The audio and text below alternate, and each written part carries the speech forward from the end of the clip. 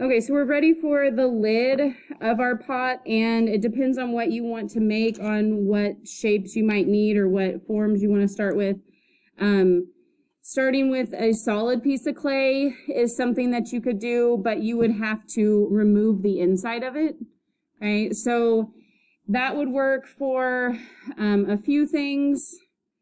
Maybe you wanted to, I don't know, make a baseball, okay, or a basketball or something. And so you get this into a ball, and then you could take a couple of different tools and carve things out. So there are these loop tools that you can use, and these would work just to like scoop the insides out, okay, and to hollow out the inside of this. Okay, you would have to make sure that you kind of feel and push to make sure you're not carving too much out, because you don't want to poke a hole through it.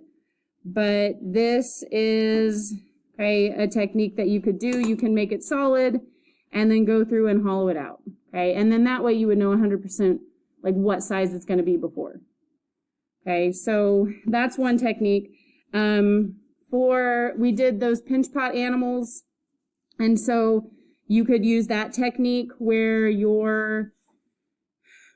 some people have done pinch pot animals, not everybody in here. So what you can do is use just a solid piece of clay, and you pinch everything off of this like main section. And so if I wanted to make like a shark, I could pinch this part off here and kind of keep pinching for like the tail, right? So you keep doing that.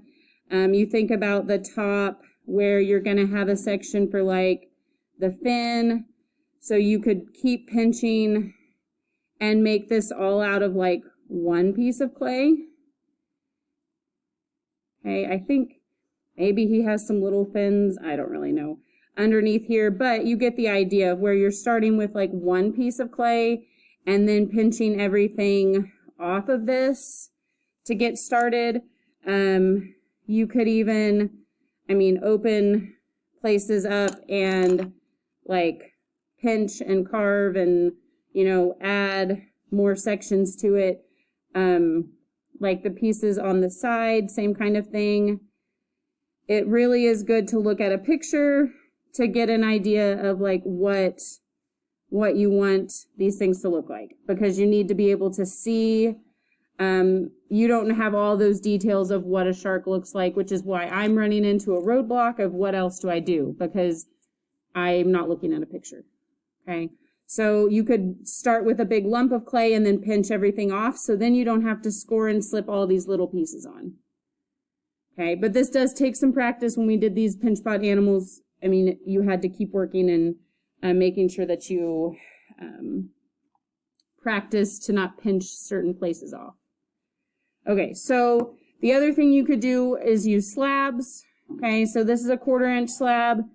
You can twist this down and make like 1/8 of an inch, so you can see that this is thinner and might look better for certain objects. Sometimes I have people who will make like leaves or petals out of a section like this, and they say like, why doesn't this look right? It's the right shape, but it's not. It's like really thick. I don't know, maybe a cactus is like this thick, but I don't know that any petal is that thick. And so you could do a couple things. You could make it out of something thinner, or you could cut this edge off. Okay, and it doesn't even, I'm going to go both sides and cut like that 45, and it's done real quick. But then once you smooth this out, okay, you have something that looks a little more realistic. And lots of things like that taper, like ears and fins and flower petals and all kinds of stuff, grass. Usually it's thicker, and if you can thin out the edge, then this shape looks better. So you could do the same thing with something over here too, depending on like what shape you're making this still doesn't look realistic, you could even just on the edge kind of pinch this to make this thinner, and kind of make it look like more realistic. Okay, so that is one way. With these thinner places or these thinner pieces, you can like even use just a little bit of like some paper to support an area and use this as something to make a shape. Okay, so you can like slump this over a section, okay, and have that take the form of what is underneath here. Okay, so this helped me like keep it that shape, and then I could use this as, I mean, lots of different things. You could also do that with making like a little pinch pot. Okay, so where you have a ball and you put your thumb in here and kind of pinch and create like a hollow section that you could use. Okay, so I mean, this gets you to the same place kind of as this. This one's maybe a little more uniform and requires a little less cleaning up. And these could be made, I mean, pretty complicated too. Even like making this into, I think one time we did this with like a donut where someone wanted a shape like that was like this, but it was curved around each area. And so they made a shape that looked like this and then put a soft piece of clay over it. And so then they were able to make like this area that was formed up, okay, and supported by that paper underneath it. So it's like a really fast way to get there, as opposed to, I don't know, maybe using a slab and carving things out. So at least to get started.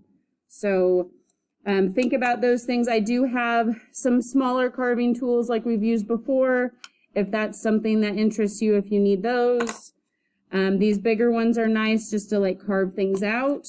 There are lots of tools, things like this that you can use, even like the circles or the patterns that you can cut shapes with. I also have, so for some people, depending on what you're making, let's see what size, there's 4 of these.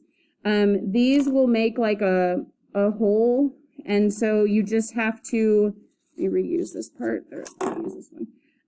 This cuts the outside of the circle, where like a drill bit like tears up the inside and like removes the inside. And so this will cut a circle. So there's a couple different sizes of these, if that's something that you would need to be able to cut out something that's uniform, like the inside of a plate, right, that you might need a hole that goes through. But all of these are, this one's really big. You would just twist kind of like a drill bit, but it doesn't tear this stuff up on the inside, it just scoops it out. So the hole, or the things that will cut out the holes, I have those as well. And then think about everything else that we've used: stamps, slip trailing, the carving tools, okay, even like using, I have lots of people who want to do different flowers, and so like we had done these before where you smash these pieces, same kind of thing. I mean, you can use these to create petals, because they naturally like taper at the end, so you can like wrap these up and, you know, make flowers with those, okay, so that are real simple and easy to do. Okay, so the biggest thing with this is everybody's got something different that they're doing and different techniques, so I just have to come around, and if you're having problems or if you have questions and you don't know how to start, then we kind of need to brainstorm together to figure out what's best for you.